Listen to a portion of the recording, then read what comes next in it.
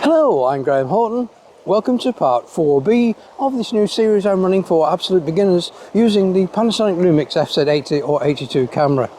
Now, I've used part B because there's so much information you need to get across to you when you're shooting video that it would be too long a video to do in one shoot, so hence the part B. Don't forget, I've already produced a handout for this particular series, and you'll find that in the download section of my photographic blog, and I'll put a link to that in the video description below, so you can download it, either follow along with this video or use it as a reference afterwards. Well, the essence of today's video is really to fill in some of the blanks that were missing from yesterday's video. The first one will be the issue of recording in 4K versus 1080p. Not everyone has the capabilities of editing in 4K to give you a nice 1080p timeline to show on your televisions, or not everyone has got 4K televisions, so you could actually use the camera and view it directly from the camera onto your 4K TV. So in this one I want to show you the differences between what you're getting with 4K, which has got 4 times the number of pixels than you have with 1080p. So if you do record in 4K and put it on a 1080p timeline, you've effectively got yourself a 2x zoom. And I can illustrate that now. We're recording at 4K on this camera, so I can actually crop into the equivalent of 1080p and give you an effective 2x digital zoom without any loss of quality. So it gives you that opportunity of being able to crop in and get even closer to your subject if you're using maximum telephoto. Then I want to look at recording audio with the FZ80-82. As you know, it doesn't have an audio input, so you're reliant on using the microphones on the top of the housing here to record the audio. And if you're in a windy environment, you'll find that that picks up a lot of wind noise.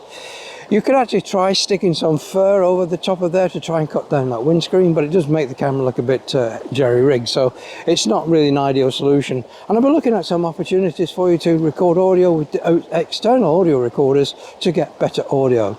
So let's start by having a look at the difference in quality between a 4K video and 1080p. So as usual, I've got my rig set up here so we can actually see what we're talking about. If I start this camera recording, so you can see on the back of the camera I've got it set up at the moment for 4K 30p.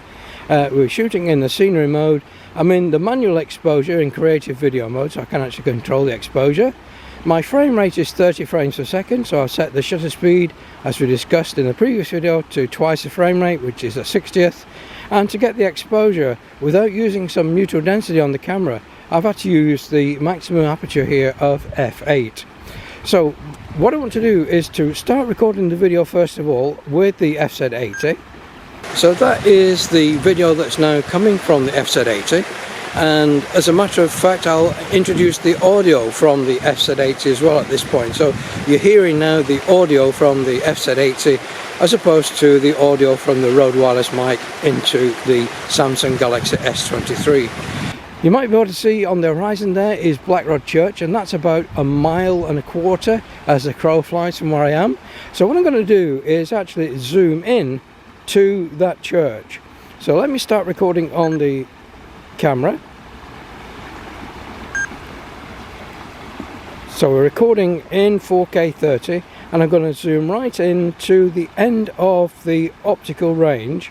So that's where the pointer stops at the end of the white before it goes into the digital zoom. So just about there. I'll get the camera to focus,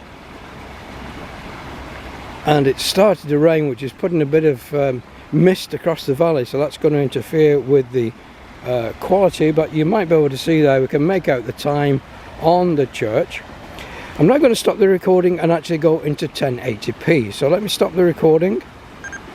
And now I'm going to select 1080p, so full HD and 30 frames per second.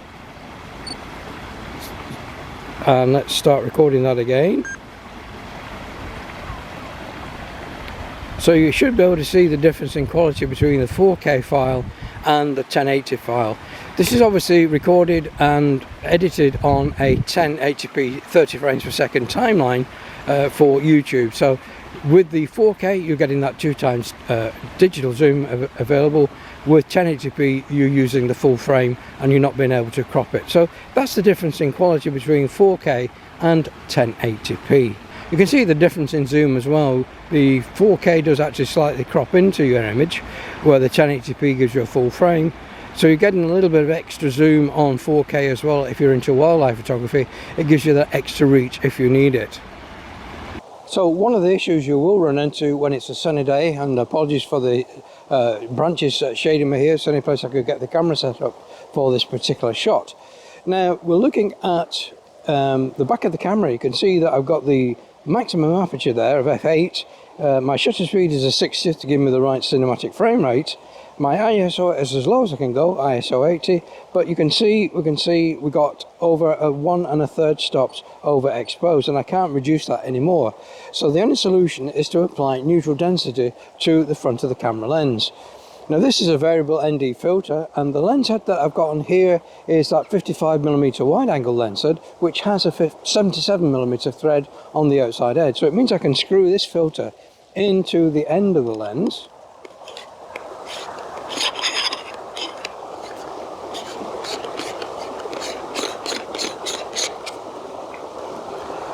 And this is a 2 to 5 stop filter, which is probably all you need on a bright sunny day.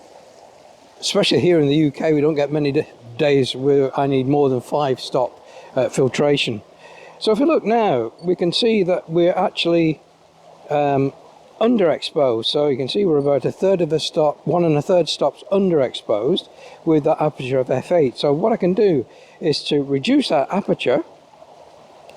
So if you look at the exposure meter at the bottom there, we're now coming up to the 0 point, and we're at f5.6, which is going to be the minimum lens aperture because of the zoom we've got set up on the camera. So if I could just slightly reduce the neutral density, I think we're down at just over 2, so I'm going to go down to 2.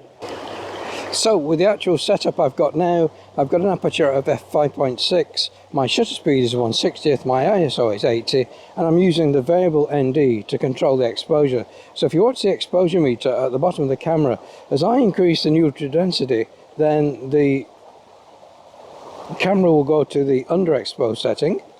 If I reduce it, it will obviously go back to the center point. Like so. So that is how you would set the exposure in bright light conditions, by using the neutral density to control the amount of light that's entering the camera and hence giving you the right exposure. Now a number of you have come back and said that you're enjoying the series, but they've been looking at using the full capabilities of the camera. So if you've got digital zoom and iZoom turned on, you can get something like 3,900mm effective focal length with this particular camera, and you can use that for bird spotting. It's not good for recording because of the image quality, but you can actually use it as a telescope or binocular to give you a decent view. So let me just zoom right out to the full extent of this camera, which is 3360, and I'll try and focus on that church tower. It's difficult with this tripod and this rig on, but let me just try and get it in focus there. Once the camera stops shaking. So that is at nearly 3,600mm effective focal length, and we're recording in 4K. So if I wanted to, I could use ×2 crop on that to give you an even better view of the clock on that church tower. Normally you'll be using this at a more sensible optical range, and with this camera the optical range finishes around about, what there, 1600mm with the crop of the 4K. So we just make sure that's focused. So you can see the quality you can get with this camera: 4K, full optical zoom, and 4K 30p. So let's just take some video. That's the full optical. So that's 4K 30p at 1600mm, and let's just zoom right out to 3360. Let the camera settle down. So that's 3360, and then I'll just show you ×2 crop because we're using a 4K video on a 1080p timeline.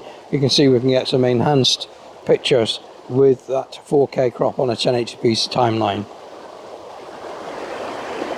Now you can use the creative filters with video recording the same as you can with stills. So if you wanted to add accents to your images, such as old sepia types or vivid color, then if you go into the record setup menu for your video under filter settings, if you turn that on to set, then you can skip through the available filters that are included with the Panasonic camera. So if I wanted the old film, retro, if I select that, you can see now we've got a retro look. So let's just zoom back out again, and we'll just increase the aperture to get us to the right exposure. Probably because the sky's been included in here, that's still going to be slightly overexposed, so I'm going to just darken it down by a third of a stop, something like that. So that's with the old film style or retro film look. Let's just record a few seconds of video there so you can see what that looks like in the final production. And let's select another one for the sake of it. Old days, high key, low key, sepia. Let's try sepia as opposed to old days. Again, that's more intense, so let's just increase the exposure a little bit.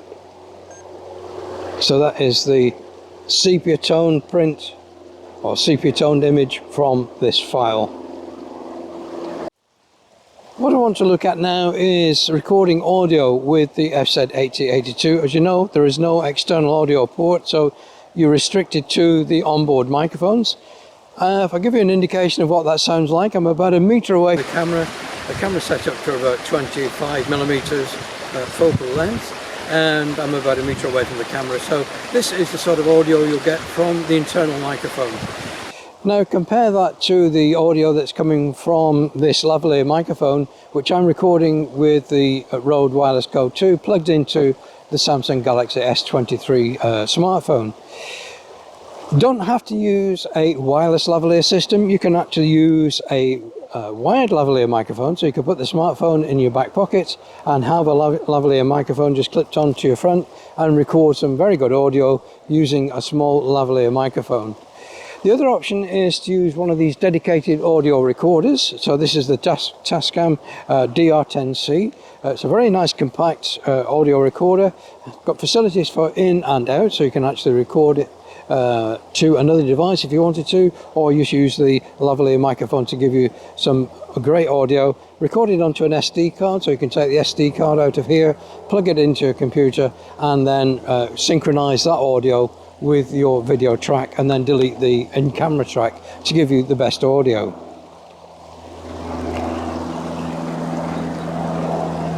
The directional qualities of the lavalier microphone are probably useful when you've got things like this airplane flying above us. It might just interfere with the audio a little bit, but hopefully the proximity of the lavalier microphone is excluding that. Another option is to use a standard audio recorder. This one is the Olympus LS12. Conveniently, it's got a 1/4 threaded mount in the bottom, so you can actually use this on the hot shoe of the camera. And what you'll normally do is provide some sort of synchronization pulse. So normally a clap is sufficient. I've got a small electronic device I devised, and I'll put a link to that in the video description where I showed you how to build it. Just gives a little audio pulse along with an LED, so you can synchronize both the audio and the video very easily. So a clap is usually sufficient to say when to synchronize the two audio tracks in post-production. Now, another thing you could try is actually using the audio recorder handheld like this. If you don't mind it appearing in shot, then it's great. You'll get some great audio for inclusion with your video in a situation like this. So that's it for part 4B. And in the final part, we'll wrap up and look at some of the custom settings of this camera, some of the questions you've been asking about recording for birds in flight and that sort of thing. I'll try and cover all those in part 5 for you. So until then, thanks again for watching. Don't forget, if you're a new viewer to the channel, please do subscribe. It really does help. If you've not seen my photographic blog, the link will be in the video below, and if you want to learn more about the FZ80-82, have a look at my user guide that's available on Amazon, or you can purchase the PDF directly from the store page on my photographic blog, and I'll put a link to that in the video description below. So once again, thanks very much for your patience, and I hope to see you all very, very soon. Goodbye for now.